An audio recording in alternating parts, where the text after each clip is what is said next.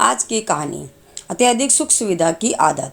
एक महिला है, वह कानपुर में एक पेइंग गेस्ट रखती है। उनका अपना पुश्तैनी घर है, उसमें बड़े 10-12 कमरे हैं। उन्हीं कमरों में हर एक में 3 बड़े बेड लगा रखे हैं। उनके पेइंग गेस्ट में भोजन भी मिलता है। खाने खिलाने की शौकीन है, बड़े मन से बनाती खिलाती हैं। उनके यहाँ इतना शानदार भोजन मिलता है कि अच्छे से अच्छा शेफ नहीं बना सकता। आपकी माँ भी इतने प्यार से नहीं खिलाएगी जितना वो खिलाती है। उनके पेइंग गेस्ट में ज़्यादातर नौकरी पेशा लोग और छात्र रहते हैं।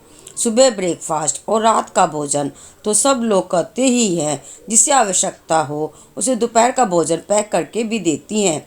पर उनके यहाँ एक बड़ा अजीबोगरीब नियम है। हर महीने में सिर्फ 28 दिन ही भोजन पकेगा।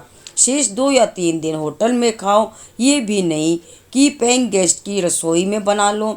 रसोई सिर्फ 28 दिन खुलेगी। शेष 2 या 3 दिन की किचन लॉक्ड रहेगी।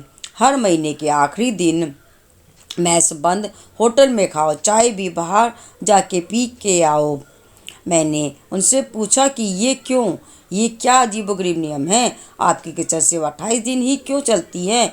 बोली, हमारा रूल है, हम भोजन के पैसे ही 28 दिन के लेते हैं, इसलिए किचन सिर्फ 28 दिन चलती है। मैंने कहा, ये अजीबोगरीब नियम है और ये नियम भी कोई भगवान का बनाया तो है नहीं, आखिर आदमी का बनाया ही तो है। बदल दीजिए इस नियम को। उन्होंने कहा, रूल खैर साहब, अब नियम है तो है। उनसे अक्सर मुलाकात होती थी। एक दिन मैंने बस यूं ही फिर छेड़ दिया उनको उस 28 दिन वाले अजीबोगरीब नियम पे। उस दिन वो खुल गई। बोली, शुरू में ये नियम नहीं था, मैं इसी तरह इतने ही प्यार से बनाती खिलाती थी, पर इनकी शिकायतें ख़त्म ही ना होती थी। कभी ये कमी, कभी वो कमी, चिड़, असंतुष्ट, सो तंग आके ये 28 दिन वाला नियम बना दिया।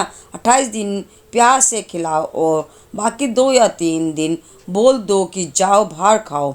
उस 3 दिन में नानी याद आ जाती है। आटे दाल का भाव पता चल जाता है। यह पता चल जाता है कि बाहर कितना महंगा और कितना घटिया खाना मिलता है।